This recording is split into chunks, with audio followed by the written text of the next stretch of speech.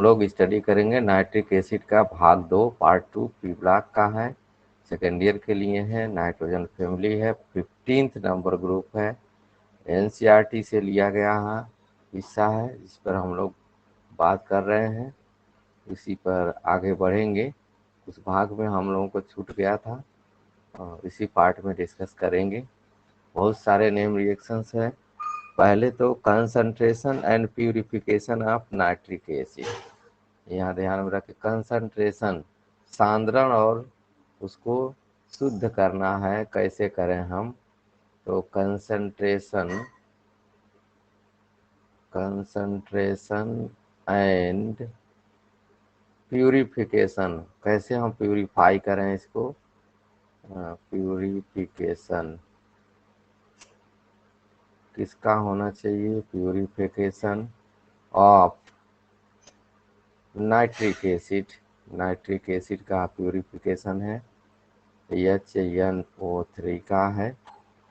हमसे जो ऑप्टेन हम लोगों ने जो प्राप्त किया इसके द्वारा, जो पोस्ट वाल्व विधि से है, इंडस्ट्रियल प्रोसेस, यहाँ ईल्ड, ईल्ड माने जो प्राप्त होता है, YELD, गलत हो गया, YEILD,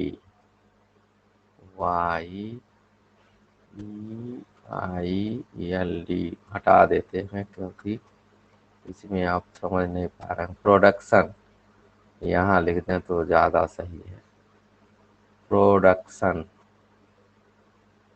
उत्पादन जो हो रहा है वो क्या क्या है, वो इम्प्योर है, अशुद्ध है, डाइल्यूट है, इस तरह का है स्थितियाँ।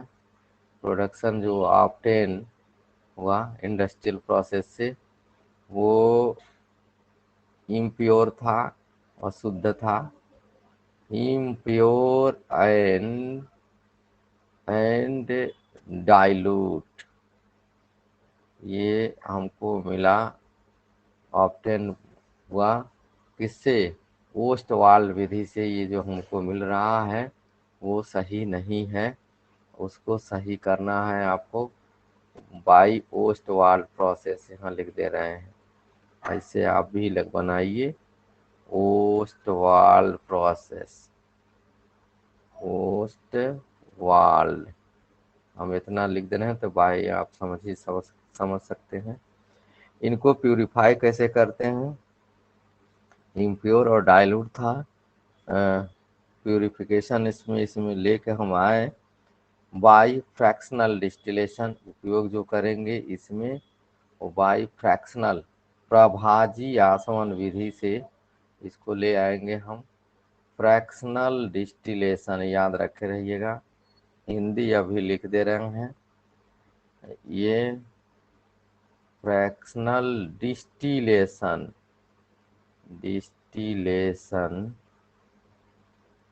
प्रभाजी आसवन, प्रभाज होता है विभिन्न खंडों में, जब इसको गर्म करते हैं तो वाष्प बनता है, उस वाष्प को टेम्परेचर 10 डिग्री डिफरेंस पर पुनः कंडेंस कराया जाता है, और जिसमें इम्प्योरिटियाँ रहती हैं वो बाहर हो जाती, और जो शुद्ध है वो आपको मिल जाता है। तो प्रभाजी आसवन से इनका डिस्टिलेशन करते हैं अशुद्धियों के निवारण के लिए।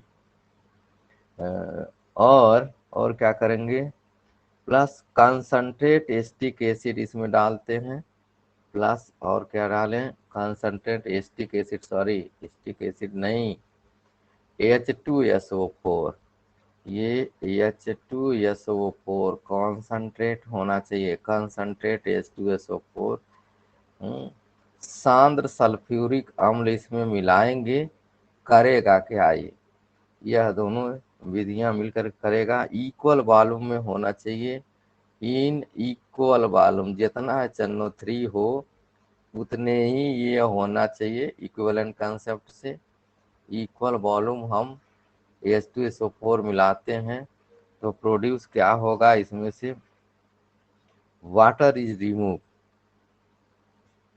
यहाँ कौन कौन से रिमूव हो रहे हैं, यहाँ से रिमूविंग में वाटर H2O है वो रिमूव हो गया, और यह dry CO2 is passed through, जो वाटर यहाँ हम लिख दे रहे हैं रिमूव हो जाता है इस परिस्थिति से, क्योंकि H2SO4 डिहाइड्रेटिंग रिएजेंट है। डिहाइड्रेटिंग माने वाटर मॉलिक्यूल को अवशोषित करने वाला मॉलिक्यूल्स है। Dry CO2 is pass through hot distilled oxide of nitrogen present in distillate evaporate. Again इसको हम पास करते हैं कहाँ पर, ये ध्यान में रखना है, फार ड्राई, यहाँ इधर लेके आए, ड्राई CO2 इज पास्ट, ये ड्राई माने शुष्क, ये ड्राई CO2 इसको पास करेंगे, पास्ट पास्ट करेंगे, उसमें प्रवाहित करेंगे। वो क्या करेगा, पास्ट हुआ, प्रवाहित हुआ, उसके बाद hot, pass through hot distillate, ये जो होगा यहाँ हम बात करें हॉट मतलब गर्म होना चाहिए। ये carbon dioxide then what happens, ये क्या करता है, यह क्या कर देगा, oxide of nitrogen present in, यहाँ पर एब्जॉर्ब हो जाएगा ऑक्साइड, यहाँ लिख दे रहे हैं अदर ऑक्साइड ऑफ नाइट्रोजन, जो nitric oxide, nitrogen dioxide, die nitrogen, try oxide, ये सब इसी में ऑब्जॉर्ब हो जाते हैं। नाइट्रोजन ये आर एब्जॉर्ब अवशोषित हो जाते हैं, एब्जॉर्ब, ये फ्लो चार्ट है, एब्जॉर्ब हो जाते हैं। और इस तरह से colourless and pure nitric acid is obtain, यहाँ देखिए पुनः लेके आ जाएं तो कलरलेस, कलरलेस ये दे दे रहे हैं आपको, यहाँ से मिल जाए कलरलेस, रंगहीन, जो लैब में आपने देख रहे हैं वो यही मिल जाता, कलरलेस जो आपके सीट पे रखा हुआ है जो प्रैक्टिकल लैब में, colourless nitric acid HNO3 nitric acid is obtained through the distillation is highly pure. पुनः इसको अब अगर हम कर दें, इसको क्या करना है कि इसको और ज़्यादा प्योरीफाई करना हो तो फिर डिस्टिलेशन कर लें, अगेन डिस्टिलेशन, कोई जरूरत नहीं है, यहीं पर होगा water bath eight A low pressure and ozone gas is pass through the distillate. अब ये जो यहाँ से पुनः हम लेके आ रहे हैं ओजोन गैस, इसके अंदर हम पास कर रहे हैं ओजोन O3, ओजोन पास करते ये क्या करेगा, ozone is the oxidising agent on cooling the distillate in a freezing mixture. फिर यहाँ फ्रीजिंग मिक्सचर डालेंगे, कुछ ऐसे मिक्सचर हैं जो फ्रीज कर देता है किसी चीज़ को, तो वो फ्रीजिंग मिक्सचर से हम उपयोग कर रहे हैं यहाँ पर, फ्रीजिंग मिक्सचर। ये देखिए यहाँ पर हम डाल दे रहे हैं फ्रीजिंग मिक्सचर, जिस तरह से वो ठेले वाला आपका कुल्फी बना के देता है वो फ्रीजिंग मिक्सचर उपयोग करता। और इस तरह से 98% यहाँ से आपका HNO3 मिल जाता है, 98% एच प्योर क्रिस्टल ऑफ, देखते रहिए यहाँ लिख दे रहे हैं प्योर, प्योर शुद्ध क्रिस्टल जो नाइट्रिक एसिड का ऑब्टेन होगा, जिसकी मेल्टिंग पॉइंट होगी MP, MP यहाँ डाल देते हैं, इसका MP माने समझ रहे हैं ना, मेल्टिंग पॉइंट में MP जो है वो कितना है -41.3 डिग्री सेंटीग्रेड। ये आपका are obtain the colourless crystal in melting gives 100%। और ये जब मेल्ट कर जाएगा, घुल जाएगा, तो 100% क्या होगा, HNO3 ऑब्टेन होता है 100%।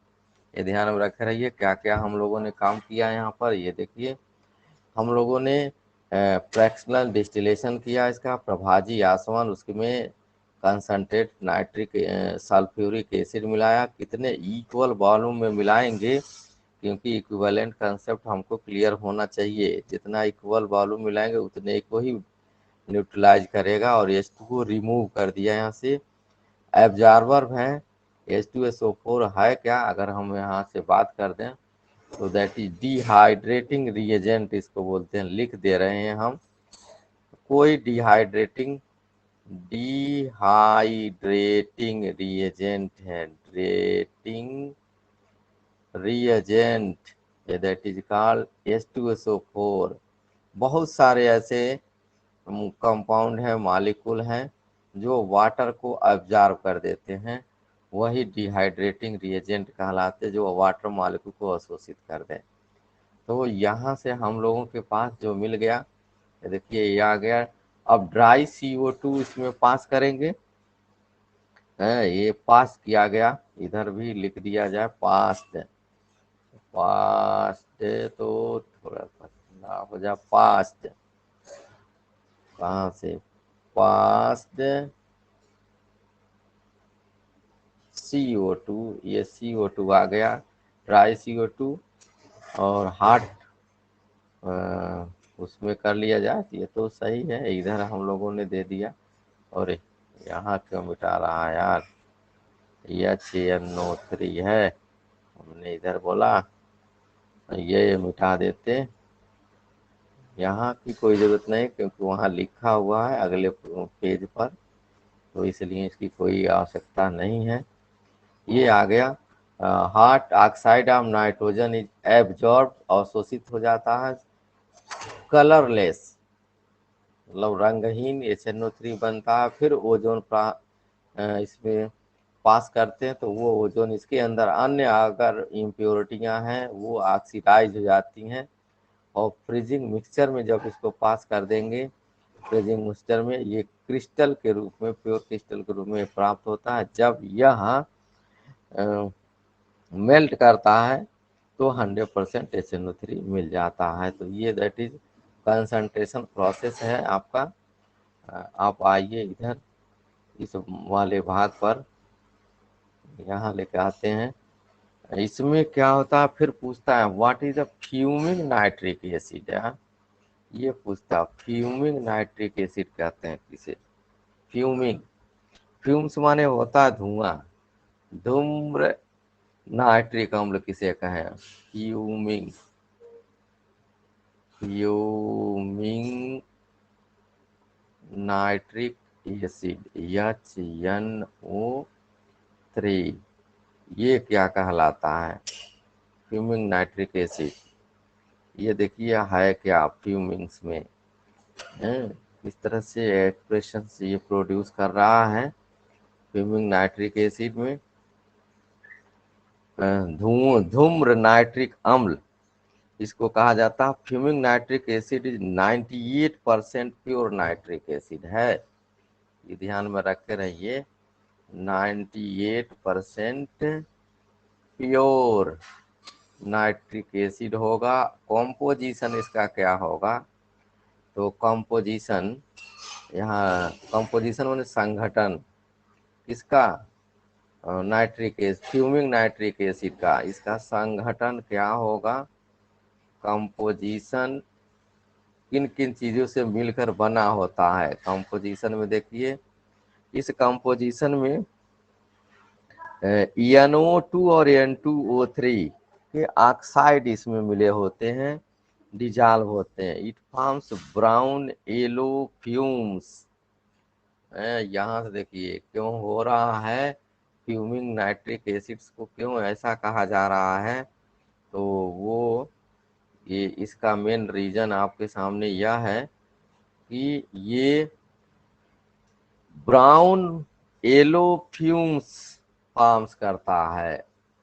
ब्राउन येलो फ्यूम्स, ब्राउन माने भूरे रंग का, ब्राउन येलो पीला रंग मतलब पीले की कंपोजिशन, फॉर्म्स ये जो फॉर्म्स करेगा बनाता है, इसीलिए इसको हम ये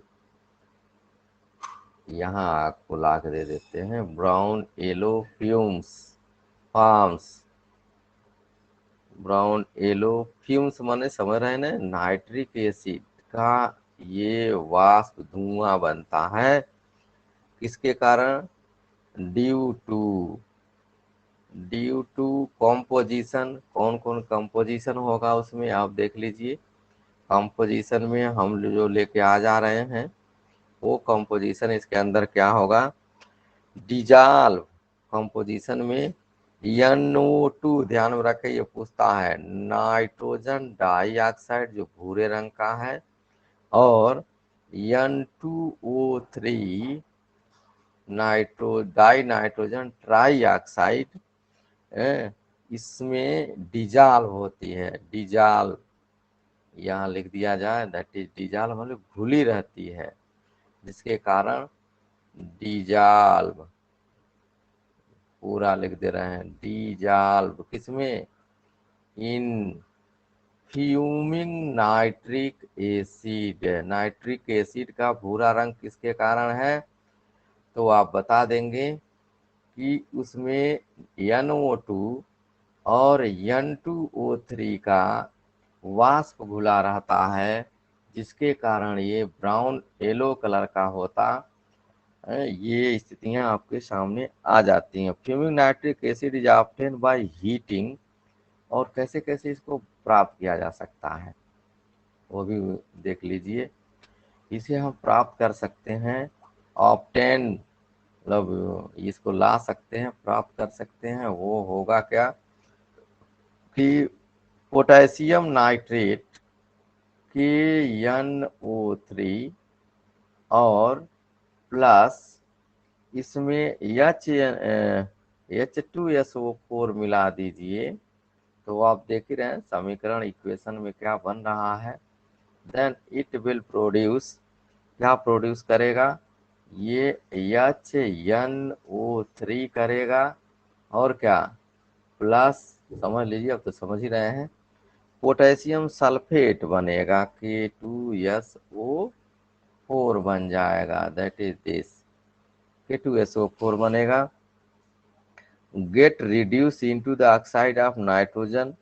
और देखिए इसमें से क्या होगा, 10 फॉर्म गेट्स, इसमें थोड़ा सा स्टार्च मिलाते हैं, स्टार्च का उपयोग किया जाता है। स्टार्च ध्यान में रखे रहिए, रिड्यूसिंग एजेंट है स्टार्च। स्टार्च आयोडीन का भी टेस्ट करता है, स्टार्च इसमें ऐड करेंगे, तो then starch, in presence of starch some of nitric acid 10 forms get reduce, some of nitric acid into oxide of nitrogen, यहाँ लिख दे रहे हैं सम ऑफ नाइट्रिक एसिड, कुछ जो नाइट्रिक एसिड है वो किसमें चली गई, वही some of nitric acid HNO3 get reduce, get reduce किसमें होगा, रिड्यूस होगा तो reduce into oxide of nitrogen, oxide of nitrogen, ये देखिए ऑक्साइड ऑफ नाइट्रोजन, ऐसे कैपिटल एन से लिख दे रहे हैं। ये रिड्यूसिंग एजेंट का काम करता, अपचायक है, ये लिख भी दे रहे हैं, रिड्यूसिंग एजेंट, ये एक रिड्यूसिंग एजेंट है, अपचायक है, और नाइट्रोजन को अपचयित कर देता, नाइट्रोजन के ऑक्साइड को किसमें, नाइट्रोजन में, तो वही नाइट्रोजन NO2 में आ जाता। देखिए यहाँ ऑक्सीडेशन नंबर क्या है, +4 है। यहाँ ऑक्सीडेशन नंबर कितना हो जाएगा, +3 है, रिड्यूस किया गया है इनको। इसमें ऑक्सीडेशन नंबर, नाइट्रिक एसिड का ऑक्सीडेशन नंबर देखिए यहाँ +5 है, तो यही इसमें रिड्यूस हो जाता है, वो घुल जाता है उस नाइट्रिक एसिड में, जिसके कारण ये भूरे रंग का हो जाता है। तो ये तो आपका रहा fuming nitric acid. What is the fuming nitric acid किसे कहते हैं, तो फ्यूमिंग नाइट्रिक एसिड वो नाइट्रिक एसिड है जो कंसंट्रेट होगा, 98% प्योर होगा, ब्राउन येलो कलर का होगा। इसके अंदर नाइट्रोजन डाइऑक्साइड और नाइट्रोजन ट्राइऑक्साइड के गैस डिजॉल्व रहते हैं, घुले रहते हैं, जिसके कारण ये भूरा रंग बनाता है। और इसको प्योर रूप में प्राप्त कर सकते हैं। प्योर रूप में कैसे बनाया जा सकता है, प्योर यहाँ शुद्ध लिख दे रहे हैं, ऑप्टेन भी कर सकते हैं आप।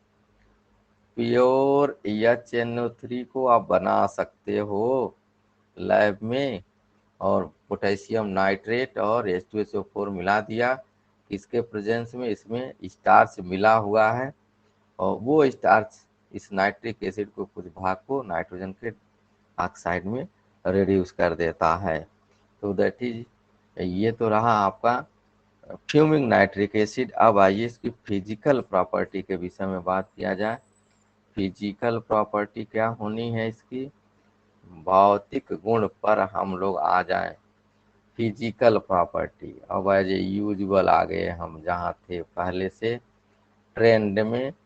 फिजिकल प्रॉपर्टी, ये देखिए इसमें ले आ रहे हैं फिजिकल प्रॉपर्टीज, बहुत सारा आएगा, इसलिए IES लगाइए, बहुवचन लगाइए, और विड्थ थोड़ा सा बढ़ा दें क्या।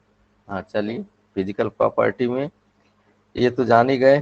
फिजिकल प्रॉपर्टी में क्या क्या है, प्योर है, कलरलेस है, यहाँ लिख दे रहे हैं इट इज, यह है, क्या है, प्योर है, एकदम शुद्ध, pure, colourless, pure colourless liquid, ऐसे यहाँ कॉमन है हटाएं, प्योर कलरलेस लिक्विड है। लैब में तो देख रहे हैं आपके सीट पे रखा हुआ है, कलरलेस लिक्विड है, और वाटर सॉल्युबल है, H2O में सॉल्युबल होगा। क्यों होगा, तो आप समझ रहे हैं, हम पहले बताए थे, इसके कारण हाइड्रोजन बंध के कारण। कोई भी किसी में घुलेगा, अगर पानी में घुल रहा है तो यानी हाइड्रोजन के साथ ये H2O के साथ हाइड्रोजन बॉन्ड बना रहा है। Hydrogen bond, water in all proportion, specific gravity देखते रहिए यहाँ, इट्स डेंसिटी, स्पेसिफिक ग्रेविटी इसको कहते हैं, विशिष्ट स्पेसिफिक ग्रेविटी, जिसको फिजिक्स में डेंसिटी कहा जाता, उसकी डेंसिटी कितनी होगी वो यहाँ हम लिख दे रहे हैं, दैट इज कॉल्ड डेंसिटी। और डेंसिटी में घनत्व इसका क्या है, वो इक्वल टू है 1.151 ग्राम पर ml, यानी जल का एक होता है, उससे 0.5 इसमें ज़्यादा है, तो वाटर किससे ज़्यादा है। बॉइलिंग पॉइंट इसका कितना हो जाएगा, BP means boiling point.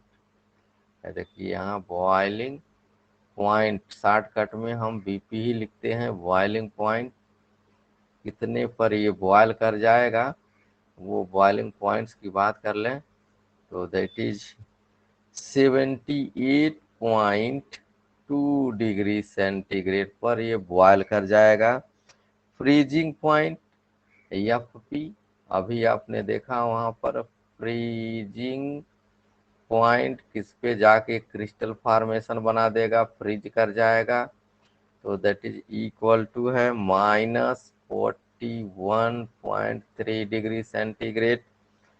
Aqueous solution nitric acid 16, और देखिए इसका होगा कितना, नॉर्मेलिटी 16, 12, 16, 32। ये ये नॉर्मेलिटी इसकी होती है, बड़ी इम्पॉर्टेंट है।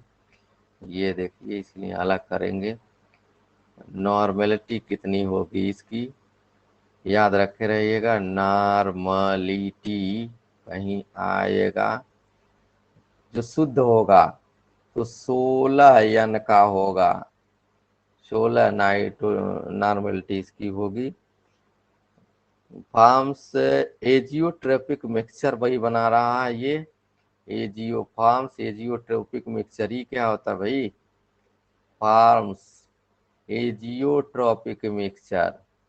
एजियोट्रोपिक मिक्सचर वो होता है जिसको उस मिक्सचर में से, एजियोट्रोपिक मिक्सचर मिक्सचर क्या कहलाता है, ये स्थिर क्वथनांक के मिश्रण को हम अंग्रेजी में स्थिर क्वथनांक मिश्रण, एजियोट्रोपिक मिक्सचर, ये क्या होगा, ये जो होता है वो ऐसे मिश्रण जिसको हम किसी भी परिस्थितियों में एक दूसरे से हम अलग न कर पाए, तो उसी को हम एजियोट्रोपिक मिक्सचर कहते हैं।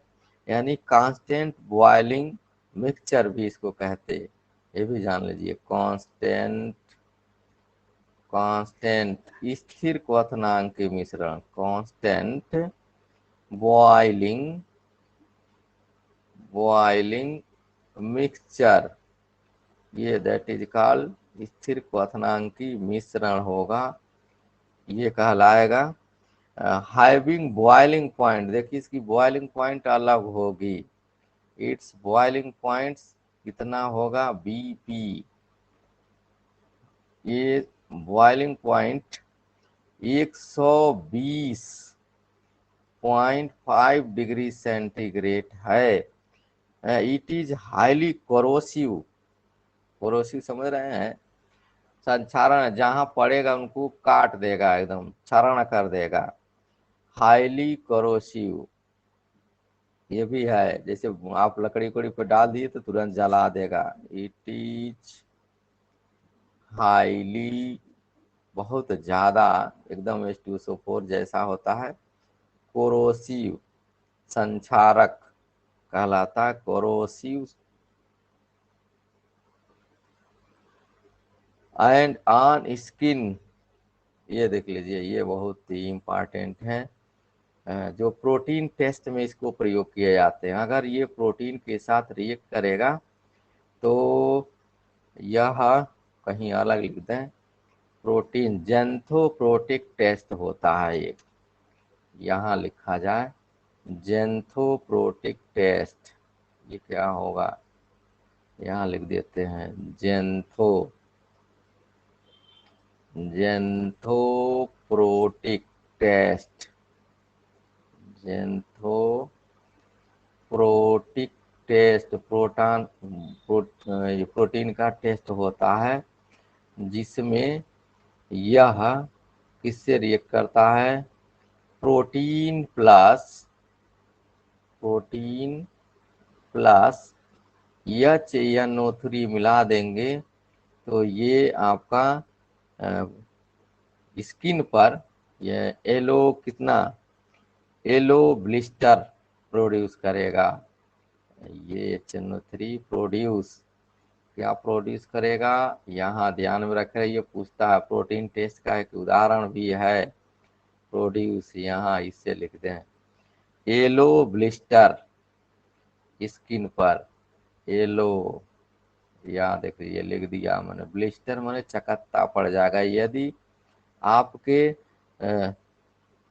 चमड़ी पर पड़ गया तो एक टेस्ट हो गया, पीले रंग का चकत्ता, ब्लिस्टर है, ब्लिस्टर बोलते हैं। तो ये जेंथोप्रोटिक टेस्ट है, यहाँ अगर स्किन पे डाल दिया आपने स्किन, तो ये तुरंत ही आपका इस कलर का प्रोड्यूस करेगा। ये याद रखे रहिए जेंथोप्रोटिक टेस्ट क्या कहलाता है। वैसे यह क्या है, nitric acid usually acquires yellow colour. कहता है कि नाइट्रिक एसिड पीले रंग का क्यों होता है सनलाइट की उपस्थिति में। तो ये रिएक्शन देखिए, यहाँ हम लिख रहे हैं येलो कलर, येलो कलर में ही ले आए तो ज़्यादा सही है। नाइट्रिक एसिड भूरे रंग का क्यों होता, ऐसा पूछता है। नाइट्रिक एसिड भूरे रंग का क्यों होता है प्रकाश की उपस्थिति में। तो 4HNO3 नाइट्रिक एसिड है, और ये इस पे अगर हम प्रकाश डाल दें, लाइट डाल दें, देन सनलाइट, तो 4NO2 नाइट्रोजन डाइऑक्साइड गैस उसमें से बनती है। 2H2O है, प्लस O2 है, O2, 2NO2 मतलब ब्राउन रंग की यही गैस निकलती है इसमें से, भूरे रंग की गैस। ये यहाँ लिख दे रहे हैं, ब्राउन कलर की यही गैस है, brown colour gas, brown colour, कुछ और लिखने की जरूरत नहीं है। ब्राउन कलर ये आपका बन के यहाँ से आ गया। Nitric acid usually acquires yellow colour due to the decomposition into NO2, भूरे रंग की ये गैस निकल जाती है, इसी के कारण येलो कलर प्रोड्यूस होता है। NO2 ऑक्सीजन है इसमें। Nitric acid is used as a reagent in laboratory, about 70% pure, having strength 16N। 16 नाइट जो 70% प्योर होगा उसके केस में 16 नॉर्मेलिटी का होगा। ग्रेविटी आपको बता दिया, बॉइलिंग पॉइंट्स भी आपको बता दिया गया। तो ये स्थिति आपकी रही। यहाँ पर भूरा रंग जब भी कहीं आएगा, येलो कलर जो भी आएगा, तो ये येलोइस कलर का अमाउंट ज़्यादा है और NO2 के कारण होता है, इतना याद रखे रहेंगे। हम लोग अब पहुँच रहे हैं उस सेक्शन में जहाँ से हमको आगे बढ़ना है, मतलब अगली केमिकल प्रॉपर्टी के विषय में ले आना है। तो केमिकल प्रॉपर्टी यहाँ से क्या होनी चाहिए उस पे ले आइए। केमिकल प्रॉपर्टी, केमिकल प्रॉपर्टी,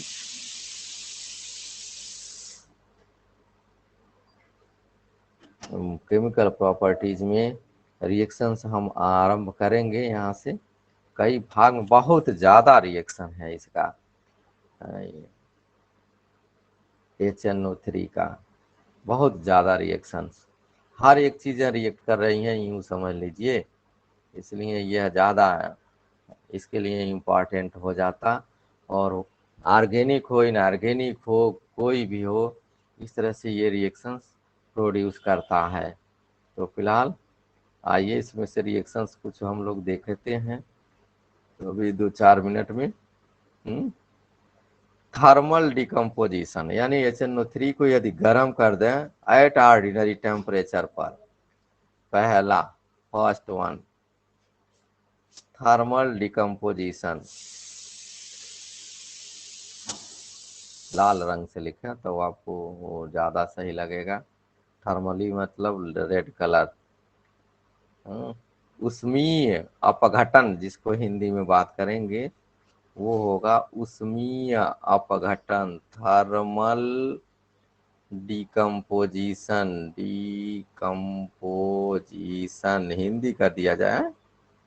अच्छा चलिए हिंदी भी लिख दिया जाए इसमें, थर्मल का हिंदी डाल दिया जाए उष्मीय अपघटन। उष्मा के द्वारा अगर इसको दे दिया जाए तो क्या होगा, उष्मीय अपघटन, थोड़ा सा उष्मा इसको अगर दे दिए जाए तो ये अपघटित हो जाता है, और अपघटन के बाद क्या बनाएगा, वो यहाँ जानना जरूरी है।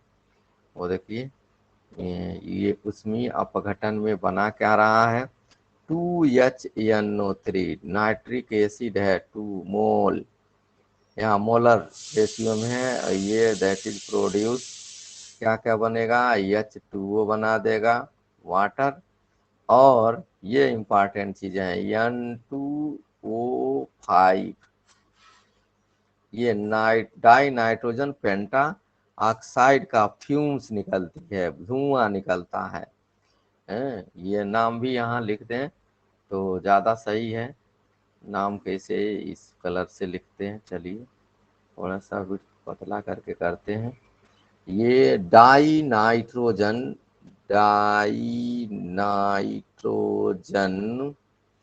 पेंटा ऑक्साइड नाम है इसका, पेंटा ऑक्साइड। और ये होगा किस कलर में, तो फ्यूम्स निकलेगी ऑर्डिनरी टेम्परेचर पर at room temperature,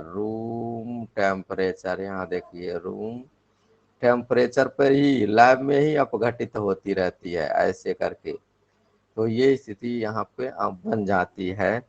action of light, या कहीं लाइट भी मिल जाए तब क्या होगा, तो एक्शन प्रकाश की उपस्थिति में ले लिया जाए, लाइट की उपस्थिति में, इन प्रेजेंस ऑफ लाइट, इसकी रिएक्शंस क्या हो जाएगी, in presence of light, presence of light, प्रकाश के उपस्थिति में क्या होगी। अगर वही लेबोरेटरी हो जो रिएजेंट बॉटल रखा हुआ है, उसको धूप में ले जाएं तो क्या हो जाएगा, रिएक्शंस उसके बीच में क्या बन जाएगा, वो कैसे बनाएं हम, वो देखें। ये स्थिति यह है कि 4 मोल 4 मोल 4 मोल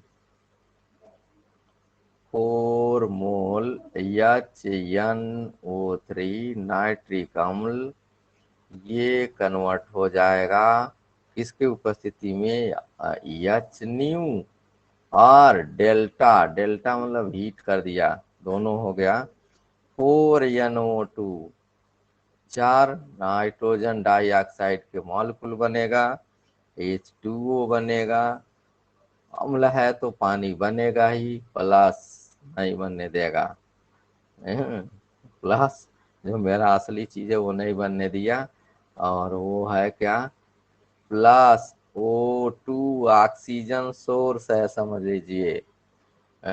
इस कोरोना काल में यही ऑक्सीजन की जरूरत थी। It decomposes into NO2 ion heating as well, जैसे गर्म भी करेंगे तो यही होगा, यही स्थितियां हैं। एसिडिक नेचर कैसे प्रूफ करें हम, यह अम्लीय है, how to proof acidic nature, अम्ल वो होगा जो क्षार के साथ अभिक्रिया करके लवण बनाएगा, एसिडिक नेचर, अम्लीय प्रकृति क्या होगी, एसिडिक नेचर।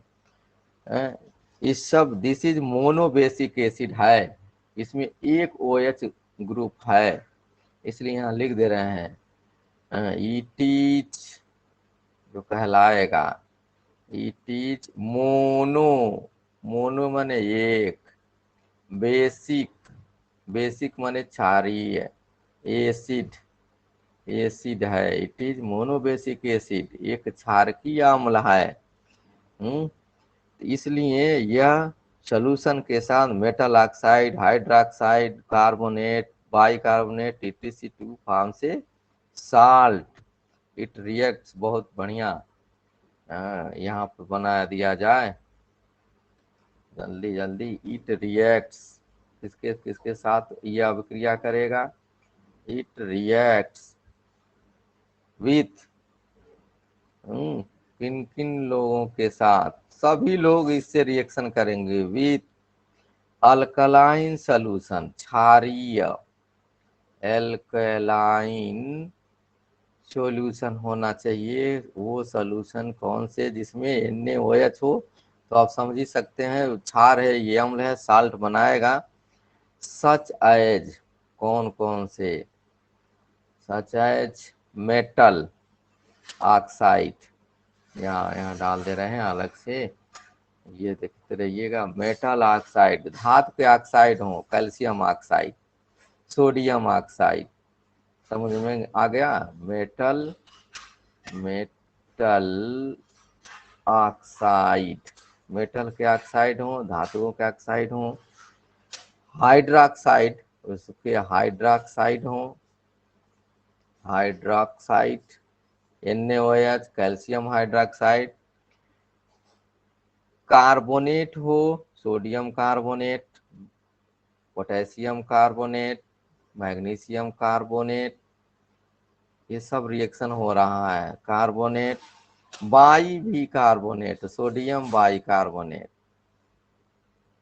सल्फेट, ये देखते रहिएगा, कार्बोनेट, सल्फेट, ATC, सल्फेट भी इसके साथ रिएक्ट करेगा।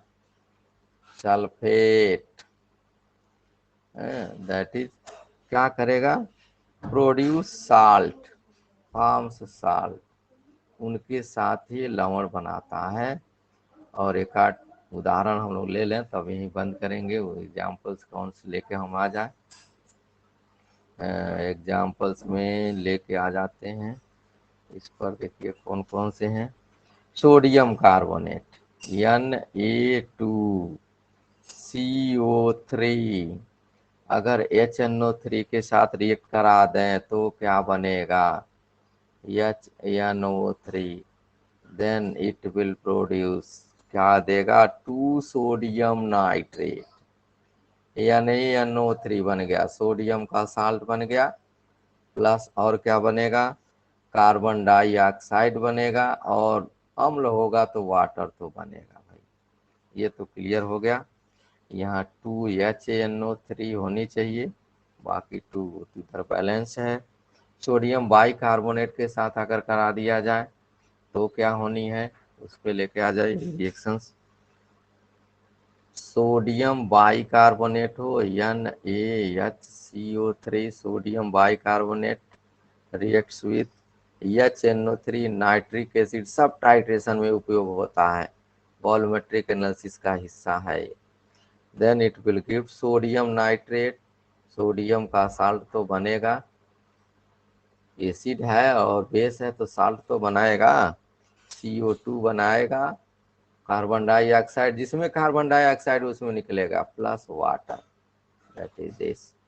फिर नाइट्रिक एसिड को अगर कॉपर के ऑक्साइड में, क्यूप्रिक ऑक्साइड है, देख लीजिए क्यूप्रिक ऑक्साइड है, हम चेंज कर दे रहे हैं थोड़ा सा, और इसमें नाइट्रिक एसिड मिला दिया जाए तो करेगा क्या, what happens when cupric oxide, cupric अभी लिखते हैं बाद में, क्यूप्रिक ऑक्साइड देखिए कॉपर का नाइट्रेट बना देगा, CuNO3 का नाइट्रेट बन गया, और H2O तो बाहर होगा, ये पानी बनेगा, ये ध्यान में रख रहिएगा हर हालत में।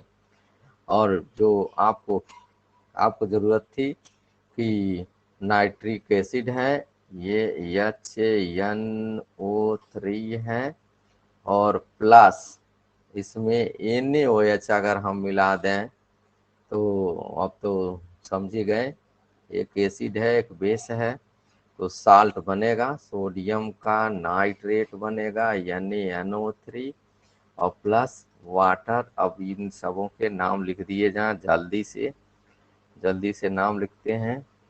ये देखिए, और इधर आओ भाई, ये आपका क्यूप्रिक ऑक्साइड है, याद रखे रहिएगा, क्यूप्रिक ऑक्साइड, ये टेस्ट करना है लैब में आपको। ये देखिए, ये हो गया आपका एसिड, यहाँ एसिड हो गया, और यही अगर हम बात कर दें यहाँ पर तो ये बेस हो गया, ओके बेस,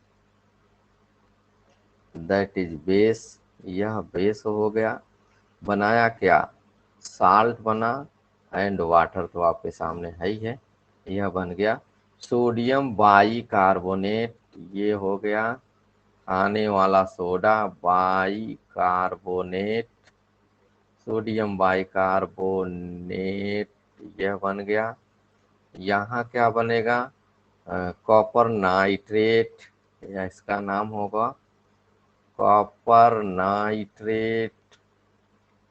यहाँ कॉपर नाइट्रेट, तांबे का नाइट्रेट बन जाएगा।